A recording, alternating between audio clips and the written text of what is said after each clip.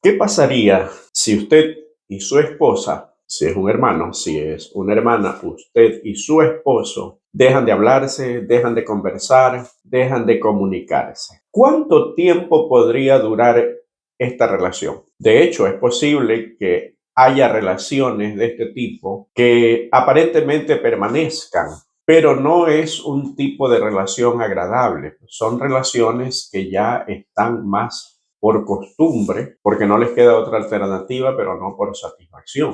El hecho es que una relación donde no hay comunicación no puede durar, y si dura no es de lo mejor. Bienvenido al estudio de esta semana, la lección número 6 para el sábado 9 de mayo y que se titula Guerreros de Oración. El versículo para memorizar se encuentra en el libro de Salmos, capítulo 116 y versículos 1 y 2. Y dice la palabra de Dios: Amo a Jehová, pues ha oído mi voz y mis súplicas, porque ha inclinado a mí su oído. Por tanto, le invocaré en todos mis días. Como siempre, antes de abrir la palabra de Dios para realizar su estudio, debemos hacerlo siempre pidiendo la dirección del Espíritu Santo. Oremos.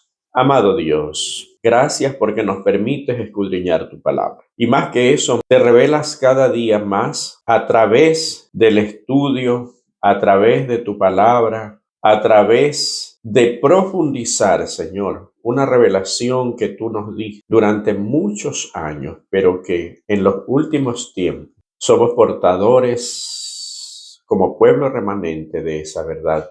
Gracias por ese privilegio. Y ahora queremos pedir que tu Santo Espíritu nos revele tus enseñanzas y cuáles son las bendiciones que tú tienes a través de tu santa palabra.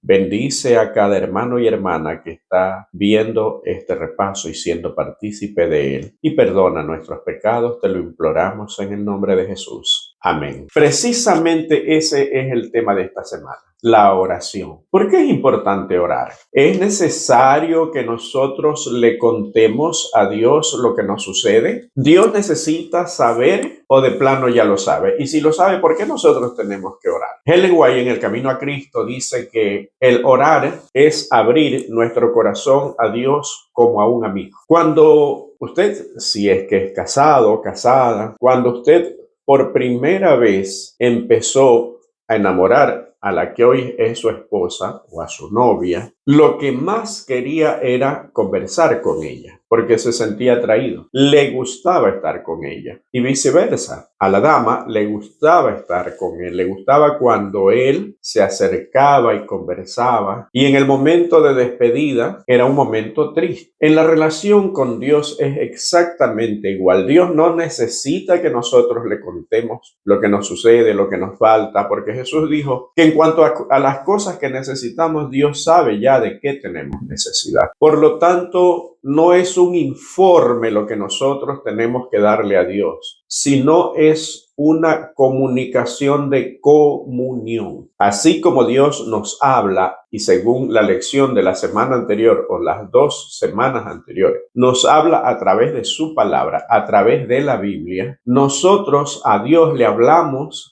a través de la oración. Y qué hermoso es cuando a alguien que nosotros amamos nos mantenemos en comunicación con aquel o aquella persona. Y mucho más con un Dios que ha hecho todo lo posible para estar en comunicación con el hombre. Esta semana veremos algunos personajes. ¿Cómo fue su vida de oración? ¿Cómo oraron? Que también es muy importante, sobre todo en los actuales momentos donde la doctrina, donde el estudio de la Biblia, donde el conocimiento acerca de Dios y de cómo nosotros debemos acercarnos a Él es cada vez más escaso, porque el hombre ha empezado a anteponer su criterio y su forma de pensar por encima de lo que dice la Biblia y por encima de los requerimientos de Dios. Es importante entonces que nosotros sepamos cómo nos comunicamos con Dios. La primera parte de la lección habla de el fiel Daniel. ¿Quién fue Daniel? Daniel fue un joven, dice la Biblia, que era un príncipe junto con sus compañeros, Ananías, Misael y Azarías. eran príncipes traídos como esclavos una vez que se destruye Jerusalén, que Babilonia destruye Jerusalén, destruye el templo, es llevado al palacio del rey porque quería enseñarle todo nuevo. Quería hacer un borrón y cuenta nueva, como se dice en mi país. Y por lo tanto, pues iba a ser enseñado en ciencias, en doctrina, en todo lo que concernía a la cultura babilónica, que por cierto era muy idolátrica. Este joven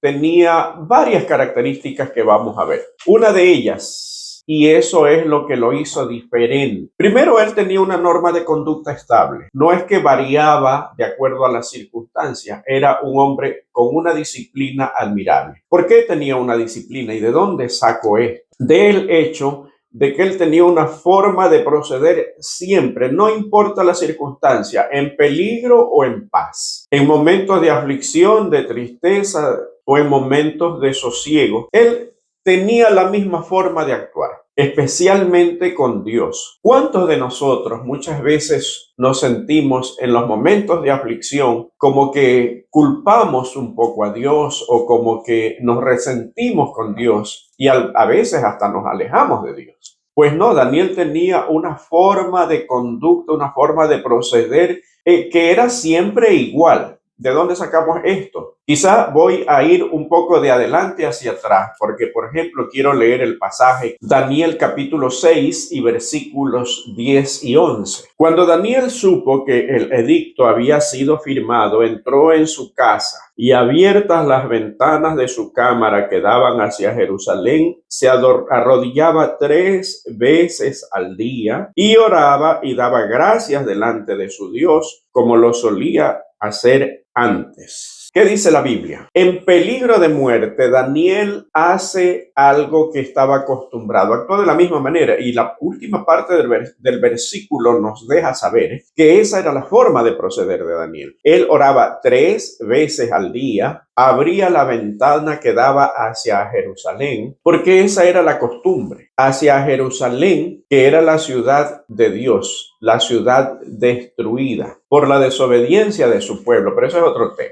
En todo caso, Daniel tenía esa costumbre y esa costumbre lo hizo totalmente diferente. Pero miren lo importante, había una pena de muerte, había un peligro de muerte y Daniel no se vio alterado, agradecía. ¿Cómo es que Daniel agradece en un momento que hay peligro de muerte? Esa era su forma de ser, esa era su forma de actuar, con peligro o sin peligro, tal como habíamos dicho. ¿Qué hizo entonces que Daniel mantuviera su calma, que agradeciera a Dios? La experiencia personal que Daniel tenía con Dios y venía del reconocimiento, del conocimiento de un Dios verdadero, un Dios todopoderoso, un Dios digno de confianza, un Dios exaltado y que Daniel lo conocía, lo entendía, lo sabía. Miren lo que dice en el capítulo 2 y versículos del 20 al 23. Aquí vemos otra información más que nos da la Biblia acerca de quién era Daniel. Capítulo 2 del 20 al 23. Y Daniel habló y dijo: sea bendito el nombre de Dios de siglo en siglos, porque suyos son el poder y la sabiduría. Él muda los tiempos y las edades, quita reyes y pone reyes, da la sabiduría a los sabios y la ciencia a los entendidos. Él revela lo profundo y lo escondido, conoce lo que está en tinieblas y con él mora la luz. A ti, oh Dios de mis padres, te doy gracias y te alabo, porque me has dado sabiduría y fuerza, y ahora me has revelado lo que te pedimos, pues nos has dado a conocer el asunto del rey. Hay varias cosas que dejan ver en este pequeño pedazo de la oración de Daniel quién era Dios para Daniel. Primero, Daniel bendice a Dios. Dice qué cosa: bendito sea el nombre de Dios de siglos en siglos.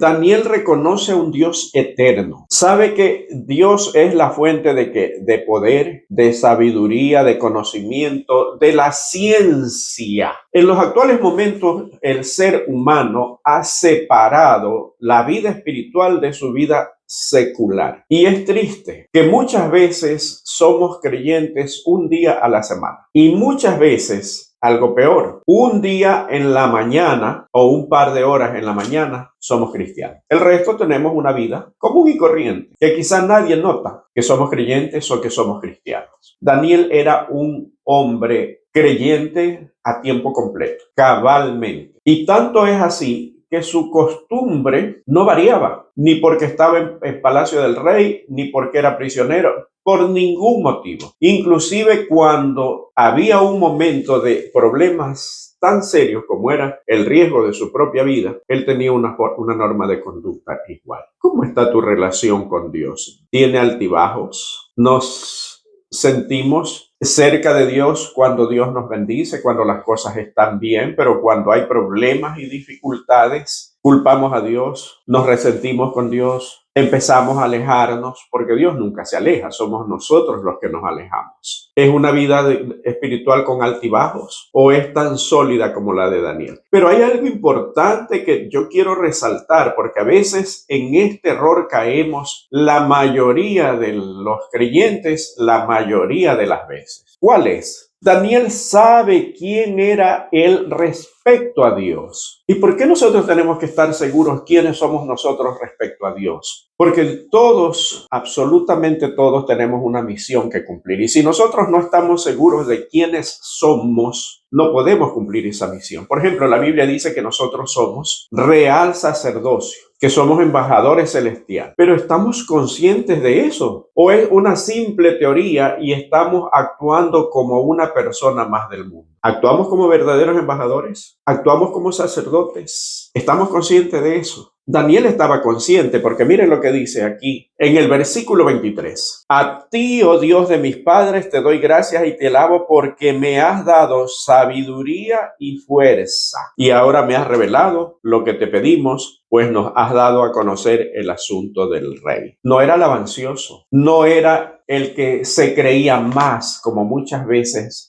le podemos decir a alguien. Era alguien consciente de lo que Dios había hecho y obrado en su vida y su responsabilidad que tenía ante Dios por lo que le había dado. ¿Cuán conscientes estamos nosotros de las bendiciones que recibimos de Dios? No hablo en el aspecto material, hablo en el aspecto espiritual. ¿Y cómo estamos administrando esas bendiciones espirituales? La sabiduría, el conocimiento, el pertenecer a su pueblo, el formar parte del pueblo escogido de Dios, que es una gran responsabilidad. ¿Cómo estamos nosotros administrando eso? ¿Cómo lo logró Daniel? A través de la oración, de la comunión con Dios. Fue un hombre tan sabio que sirvió a 2 reinos y más de 3 reyes. Es muy raro que una persona sea mantenida en el puesto cuando viene un rey antagónico y que destruye todo y pone a sus hombres de confianza, y a alguien que sea de confianza del reino conquistado lo ponga también allí, solamente por la transparencia en la vida de Daniel. La sabiduría que tenía Daniel no era solamente la sabiduría de Dios, era entendido en ciencias, en todo, porque nosotros divorciamos, el ser humano se ha encargado de divorciar la parte de Dios con la parte de nuestra vida secular. Cuando nosotros tenemos que llenarnos de Dios y nuestra vida secular se puede convertir en algo mucho más sencillo, mucho más fácil, mucho más llevadera, sobre todo si ponemos nuestros planes en las manos de Dios. Y eso es lo que pocos hacemos y lo que nos estamos olvidando.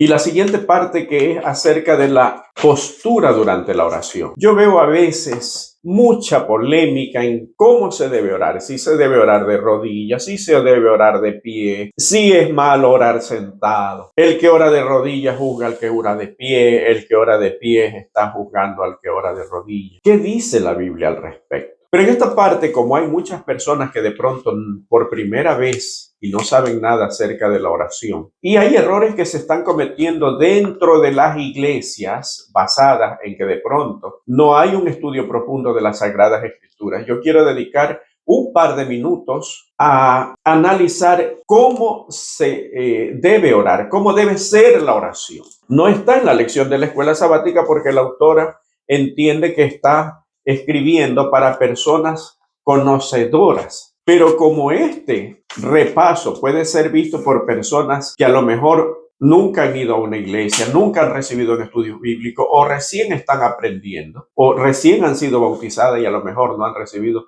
un estudio formal. Entonces yo quiero que analicemos algo. Primero, ¿cómo debe ser la oración? Yo he escuchado que muchas veces hay personas que dicen, después que empiezan a orar y después que cuando van a terminar la oración, te pedimos en el nombre del Padre, del Hijo y del Espíritu Santo. ¿Está correcta esa forma de orar? ¿Qué dice las Sagradas Escrituras? Vamos al libro de San Juan. San Juan capítulo 14 versículos 13 y 14. Y todo lo que pidiereis al Padre en mi nombre lo haré, para que el Padre sea glorificado en el Hijo. Si algo pidiereis en mi nombre, yo lo haré. ¿Qué dijo Jesús?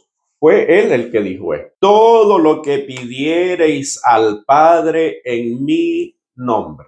Aquí tenemos entonces dos características. Una, la oración es al Padre en el nombre de Jesús. Cuando yo pido al Padre en el nombre de Jesús, la oración llega completamente al Padre. ¿Por qué? Porque nosotros solo tenemos acceso al trono de la gracia, al trono de Dios, a través de nuestro Señor Jesucristo. No hay otra forma. En el momento que Adán y Eva pecan, se rompe la comunión entre el hombre y Dios. Hay un abismo. Ese abismo solamente puede ser unido a través de Jesús, de su muerte expiatoria, de pagar nuestra culpa, y nosotros somos declarados justos ante Dios. Entonces ahora tenemos acceso. Tenemos acceso al Padre, por lo tanto, nosotros tenemos que ir al Padre en el nombre de Jesús. Cuando decimos en el nombre del Padre, del Hijo y del Espíritu Santo, entonces ¿a quién estamos orando? Estamos orando en nombre de los tres, pero ¿a quién? Debemos ser un poquito más reflexivos en esto. Es la oración dirigida al Padre en el nombre del Hijo, en el nombre de Jesús. Mateo capítulo 6, versículo 9. Vosotros pues oraréis así: Padre nuestro que estás en los cielos, santificado sea tu nombre. ¿A quién se dirige la oración?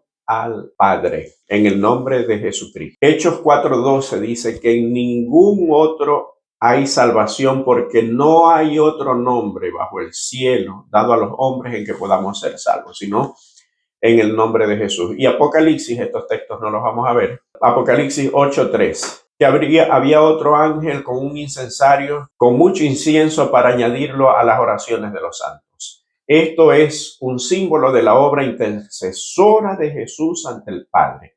El incienso que se ve aquí en Apocalipsis es la justicia de Cristo haciendo y transformando nuestras oraciones para que lleguen bien a la presencia del Padre. Entonces es en el nombre de Jesús. La próxima vez que tú escuches que alguien ora en el nombre del Padre, del Hijo y del Espíritu Santo, acércate con amor y explícale que no es así como se debe orar, y que la oración, de pronto Dios por su misericordia podría escucharla, pero esa no es la forma correcta de orar. Seguimos con la parte de la lección. Ahora, ¿de qué forma se debe orar? En los tiempos antiguos muchos oraban de pie y no había ningún problema. Pero sin embargo, la oración de rodillas tiene un significado muy grande. ¿Por qué? Significa sumisión ante aquel que es el creador de todas las cosas. Si vamos a orar ante Dios, entonces lo correcto sería arrodillarnos, porque miren, la lección presenta varios ejemplos de personajes que oraron de rodillas, empezando por Jesús. Jesús dice que oró de rodillas y presenta varios textos que están, por ejemplo, Lucas 22:41, que es la oración de Jesús. Daniel también oró de rodillas, Daniel capítulo 6 y versículo 10. Hechos capítulo 7 y versículo 60 es una oración de rodillas que la hizo Esteban cuando estaba siendo apedreado. Pero si nosotros analizamos todos los textos que hablan de la oración de rodilla y que citan la lección de esta semana, tienen algo en común. En todos había un problema de muerte o una amenaza de muerte. En el caso de los últimos textos, por ejemplo, cuando Pedro resucita a una niña, hace salir a todos y él se arrodilla porque la niña estaba muerta. Pablo se arrodilla cuando se despide de los hermanos en el pueblo de Miletos, porque sabía que no lo volverían a ver más, porque sabía que él iba a Roma y en Roma sabía que lo matarían porque no le iban a perdonar. El haber predicado a Jesús y el haber dicho que el pueblo judío junto con el pueblo romano mataron a Jesús. ¿Qué nos enseña esta experiencia de que todos estos personajes, Daniel ora cuando estaba en peligro de muerte, de rodillas. Jesús cuando ya sabía que iba a ser entregado, de rodillas. En los momentos de mayor dificultad, la oración debe ser de rodillas. Y no solamente de mayor dificultad, y perdón que estoy utilizando mal. La oración de rodillas debe ser cuando nosotros estamos diciéndole a Dios, tú eres el soberano en mi vida. Pero no siempre se puede orar de rodillas. Hay personas que de pronto es operada de la pierna y no puede doblar la rodilla. ¿Cómo podemos obligarle? Pero al que sí puede orar de rodillas, especialmente en la mañana, empezando el día, demostrándole a Dios que es nuestro soberano y que Él dirige nuestras vidas, es excelente orar de rodillas. No importa cómo lo hagamos. Hay momentos también en que podemos orar sentados, una oración mental. De hecho, Ellen White dice que cuando nosotros oramos mentalmente, esas oraciones no las puede escuchar Satanás. Cuando nosotros le pedimos algo a Dios a través de la oración audible, Satanás sí escucha. Pero hay algo a lo que no tiene acceso el enemigo, es a nuestros pensamientos, porque solamente Dios tiene acceso a él o a ellos. Cuando yo quiero pedirle a Dios algo y no quiero que el enemigo se interponga, que empiece a poner obstáculos, yo lo pido mentalmente, porque Satanás no conoce mis pensamientos. Entonces la oración es muy amplia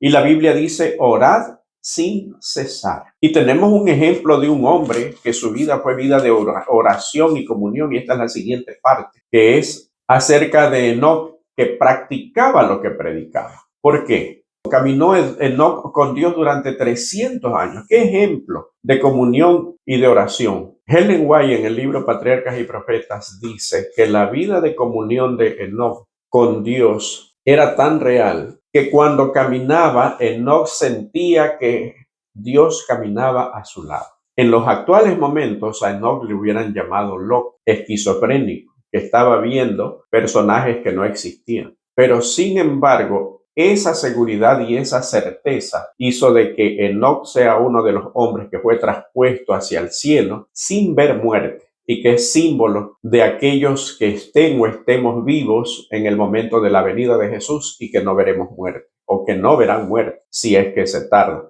que yo lo dudo. ¿Es necesario un espacio? Sí. El espacio de comunión, como hemos dicho en las lecciones anteriores, es necesario, donde tú puedas orar de rodillas en comunión con Dios sin que nadie te interrumpa. Pero la oración debe ser constante y en todo momento. Hay veces cuando nos encontramos en peligro o queremos pedir a Dios con solamente, a veces hasta sin cerrar los ojos, con mirar hacia arriba, una oración mental, podemos estar en comunión y en comunicación con Dios. Y miren lo que dice la lección en la parte del día martes. Podemos orar en cualquier momento y lugar. No hay ningún lugar en la tierra donde Dios no nos vea u oiga. Y lo saca de Salmo 139 del 7 al 12. Y eso dice Salmos. En la oscuridad, en el Seol, en todos lados donde me esconda, no podré escapar de la mirada de Dios. Y si Dios ve en todos lados, no hay momento ni lugar donde que sea inadecuado para realizar una oración. El consejo es orar sin cesar. Y tenemos la penúltima parte, que es la experiencia de Moisés. La penúltima y la última parte, porque las dos hablan acerca de Moisés. ¿Qué tenía Moisés y su oración?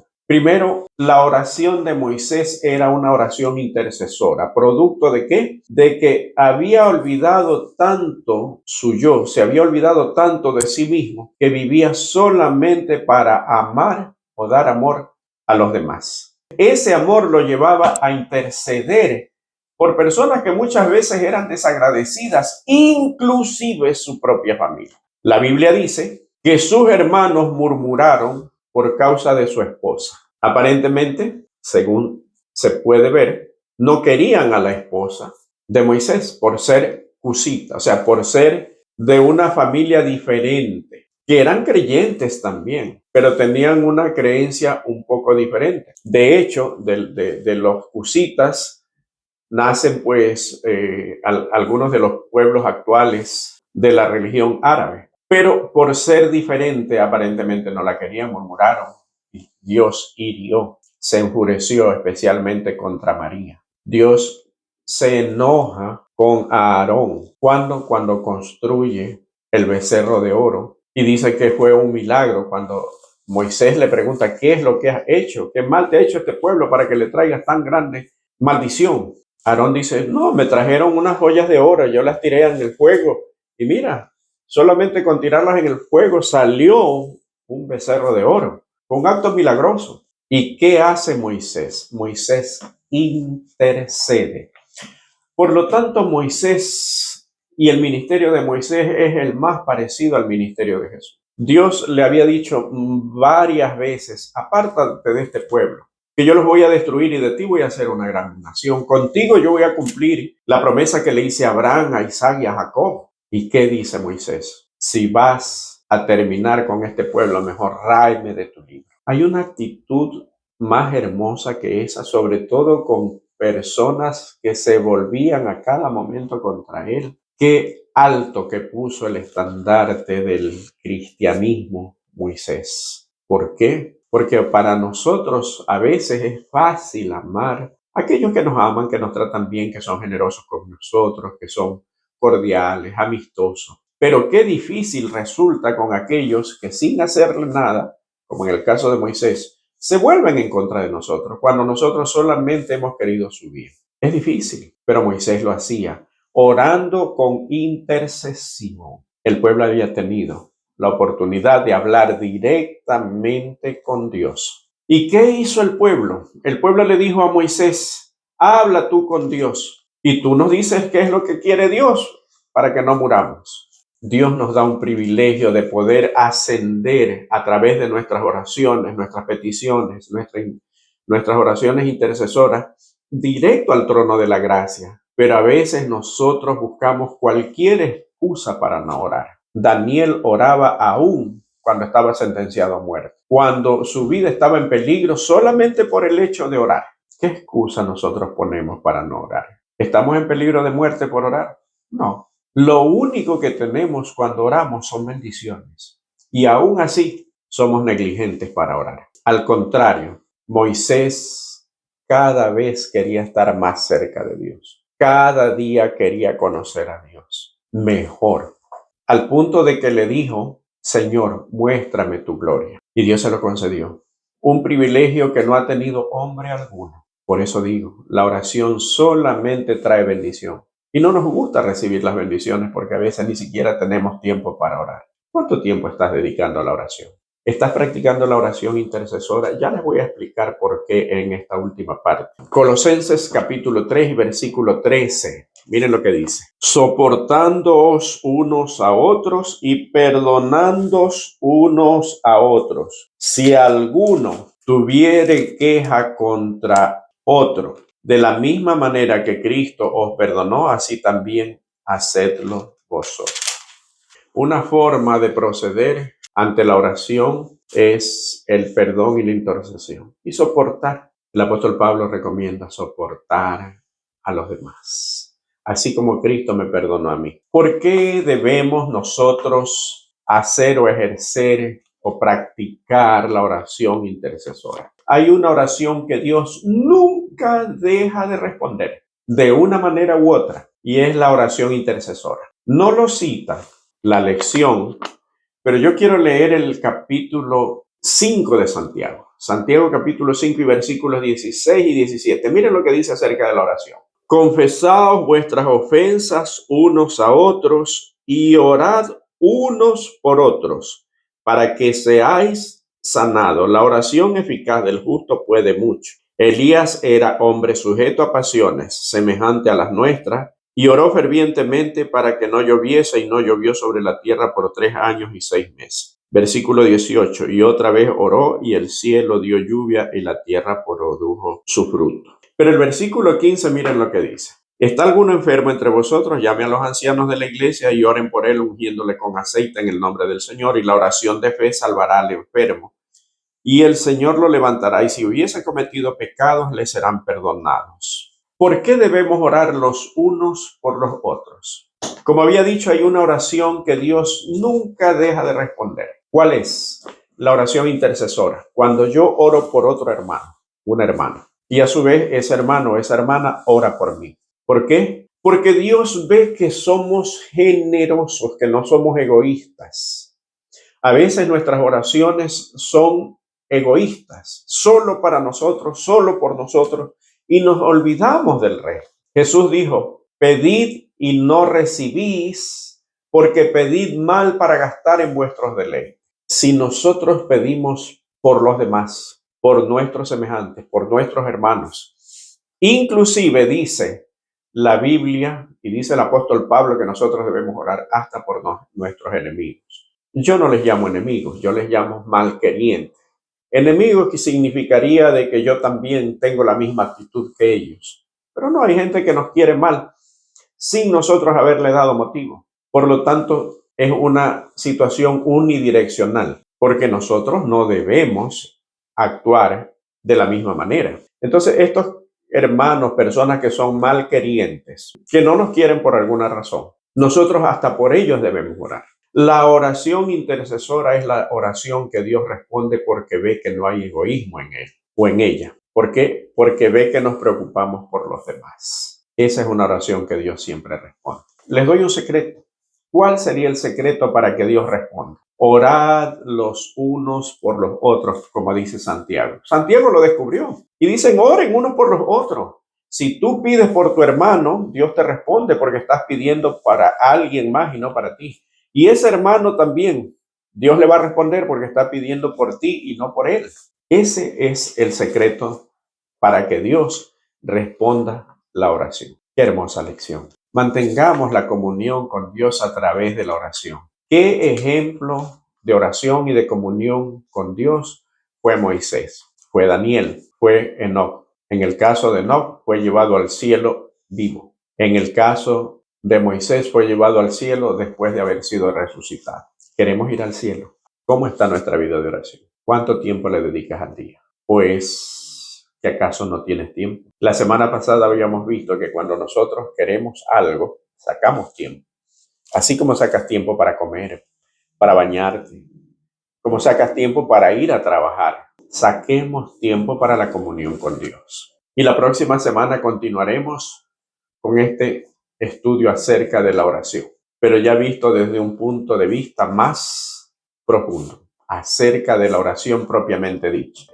Esta semana estudiamos a los personajes de la oración. La próxima será la oración propiamente dicha. Que el Señor te bendiga, que empecemos una transformación en nuestras vidas, permitiéndole al Espíritu Santo que nos transforme, sobre todo en aquellos hábitos que no tenemos o que necesitamos tener más. No saben cuánto poder tiene la oración y nosotros lo desperdiciamos. Que el Señor te bendiga.